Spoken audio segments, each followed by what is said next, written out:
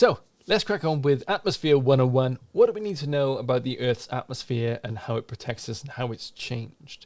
Well, the Earth developed an atmosphere a really long time ago, like really early on, about 4.6 billion years ago. And at the very start, it was hardly detectable. But as the Earth cooled down, an atmosphere started to form. And there was hydrogen, there's sulfides, methane, and about 200 times more carbon dioxide than there actually is today. It was hot, and we wouldn't want it to be around. But then it wasn't for another 500 million years that the Earth cooled down further and allowed water to form on its surface.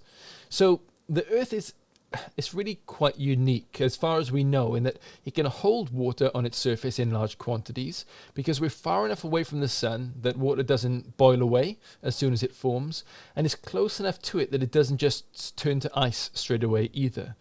But it also exists as a gas in our atmosphere and as ice at the poles and in our mountains.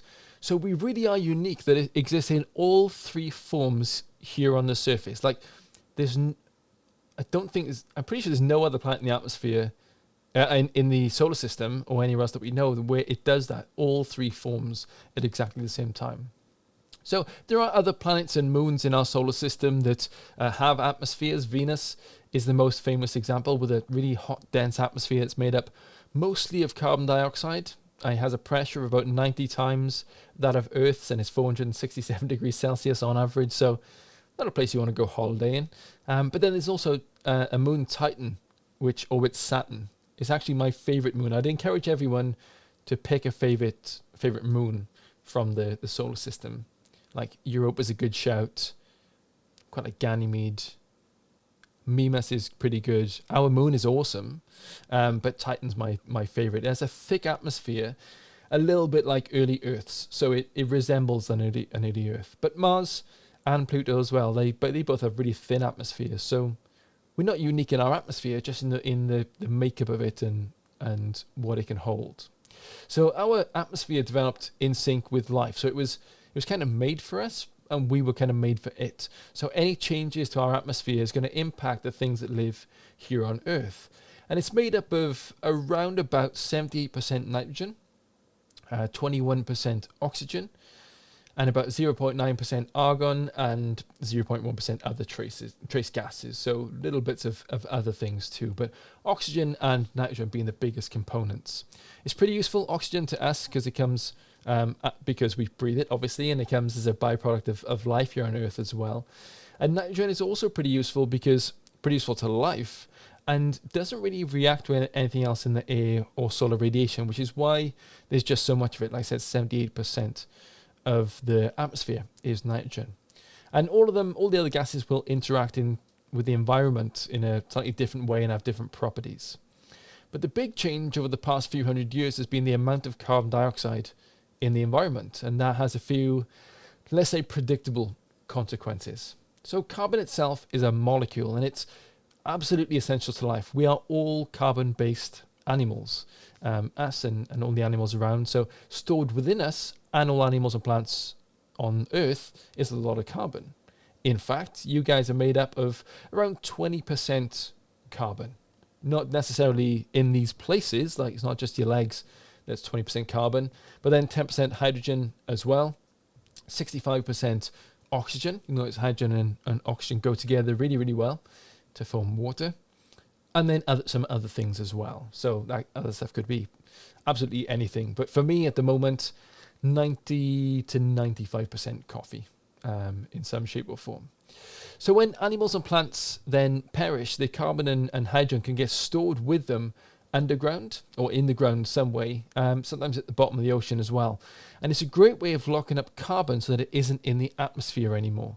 So the carbon dioxide in the atmosphere actually goes through a big carbon cycle. And that carbon cycle is something that we've studied a lot. Plants often kind of take in that carbon dioxide and use it for photosynthesis. Animals like us, we breathe it out as we respire. We take in that oxygen and we respire out carbon dioxide. Animals and plants, they naturally decay after they perish and they release it into the ground and the atmosphere. And sometimes in special circumstances, it can get locked in the ground and stored outside the natural carbon cycle. You'll see where I'm heading with this one. So crude oil, and gas. Crude oil, coal, gas, they're all fossil fuels. They were formed over millions of years, and from the remains of dead organisms. Coal was formed from dead trees and other plant materials, and crude oil was mostly formed, and the gas was mostly formed from dead marine organisms. The vast majority of coal that we find in the ground is from around about 300 million years ago. It was called the Carboniferous period. And this is a time where plants and trees, they would grow to absolutely gigantic sizes, and insects were enormous as well because there was just so much oxygen in the atmosphere as well. So normally all this plant matter would naturally decay over time, like it does now, because they'd be broken down by microbes and other creatures. But those microbes that would need to break them down back then, they just weren't around yet. So all the trees and the plants, they just started to fall on top of each other. And over time then, they would more and more would form, and they'd fall on top of each other, and under the weight, they'd form peat. And we still got peat bogs around the world today. But over more time, it would get crushed more and it would form coal. Oil is a little bit different. It's made of dead organisms like algae and zooplankton. And over the course of their short lives, they would take in energy from the sun. They'd store it as carbon molecules inside their body.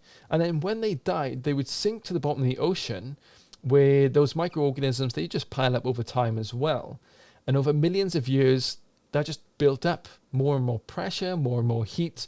There's no oxygen down there for them to use, so they'd eventually form hydrocarbons. And in this case, they would form crude oil. If the temperature is a little bit higher, for example, they can actually form natural gas as well. So we know that different amounts of carbon was locked away underground. Fast forward a few million years, and a plucky bunch of humans realized that if you dig that up, the carbon bonds with that carbon bonds with oxygen, as does the hydrogen, and you can get heat.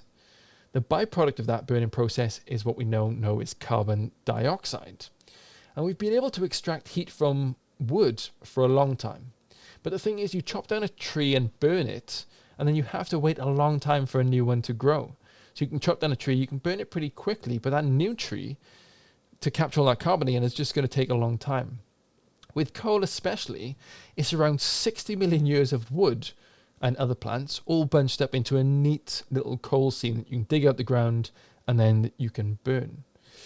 And we don't really know who exactly were the first people to start burning coal. It was a very long time ago, but what we do know is that the Industrial Revolution in the late 1700s is where fossil fuel burning started to take off as a way to power machines, the ones needed for industry, and it became more abundant and cheaper to use than ever before. And people started switching from using it for locomotion, steam engines and things like that, to using it for electricity, a way of getting electricity. And the rise of carbon in the atmosphere then started to shoot up. This is a carbon dioxide molecule. It's got a carbon there. It's got two little oxygens with it too. And we measure it in parts per million. And pre-industrial times saw levels of around 280 parts per million. We're now on 413 parts per million at the time of this recording. Last time carbon levels in the atmosphere were this high was millions of years ago. And we know that carbon dioxide levels are increasing because of human activity. And we know that because, well, it's pretty obvious. We pump out around 43 billion tons of carbon dioxide per year. So it's kind of obvious that that's going to have something to do with it. But then also the specific type of carbon as well. We know that it's the type of carbon that comes from us burning stuff. So we used to live in a carbon cycle where the animals and the plants and volcanoes would work to produce carbon and then also capture it and lock it away again. But now that cycle's starting to get broken. The oceans can't absorb anymore. The plants and animals can't do it quite fast enough. And so all that carbon is just in our atmosphere. It's invisible, but slowly trapping heat and warming the planet. Carbon dioxide alongside methane and water vapor are all pretty good greenhouse gases, meaning that they're pretty bad, but they can absorb the heat that's let off by a warm Earth. So instead of all that heat just filtering off into space, or at least some of it, it hangs around in our atmosphere. And it's the molecular structure of carbon dioxide, and that lets it do this. And while methane and water vapor actually do it better, meaning that it's worse, carbon dioxide, there's just so much more of it. We're just pumping it out at such a high rate. And all this is to explain that how we got to where we are and how predictable it was to the people in the know. What's more unpredictable are the impacts that this will have on our planet and our populations and our biodiversity. And that's something that we're going to take a look at next.